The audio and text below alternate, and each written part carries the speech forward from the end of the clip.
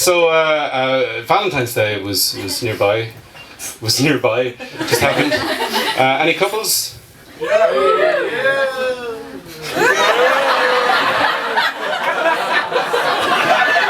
That man was just falling down a well. So we have a newly single person. Because I mean, the thing I find ridiculous about romantic things, like romantic love songs, always strike me as kind of odd. Because the lyrics really don't make any sense. You always get these same sentiments, and we make love all night long. Who does that? Who is making love all night long? Nymphomaniac, insomniac, fucking, who are these people? Why would you do that? On a work night? And it gets boring after a while. It does, your mind starts to wander. And your enthusiasm starts to wane.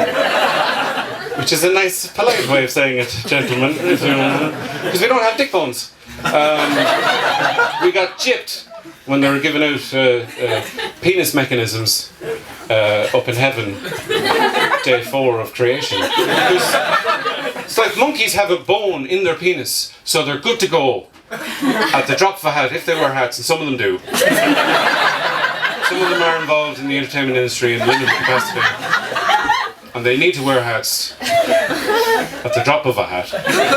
So they're, hey, we're good to go, whoa. But we have blood-engorged cavities, which isn't nice sounding at all, even if I say it in that blood-engorged cavities. That M&S, blood-engorged cavities. Will fill your delicious love pudding. I was reading Alan Shatter's book.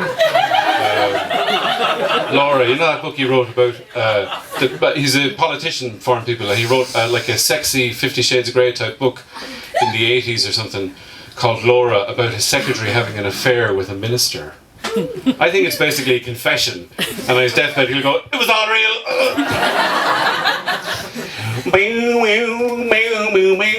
But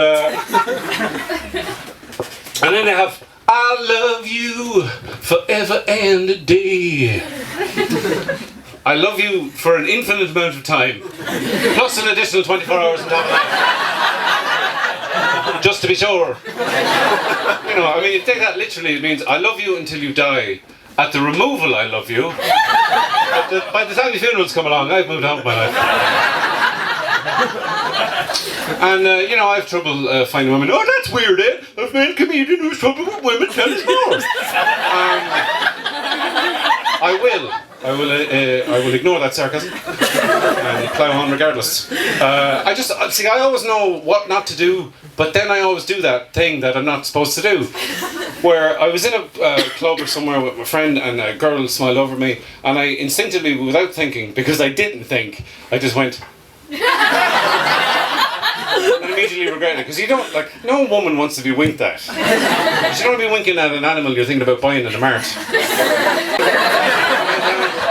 The sheep sold for £7,000 to the man with dubious notions as to what he's going to do with this sheep.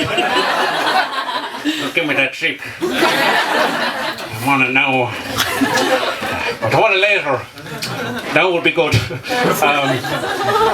And then I realised she wasn't smiling at me, which is even worse, made it worse. She was smiling at my friend because his atoms were arranged in a much more pleasing manner.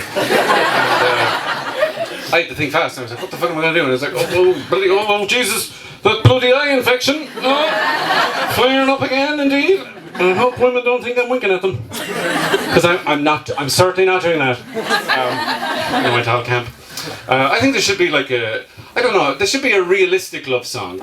Ask her out, see how it goes. Ask her out, see what it brings. Probably rejection, maybe romantic things. Leave it open.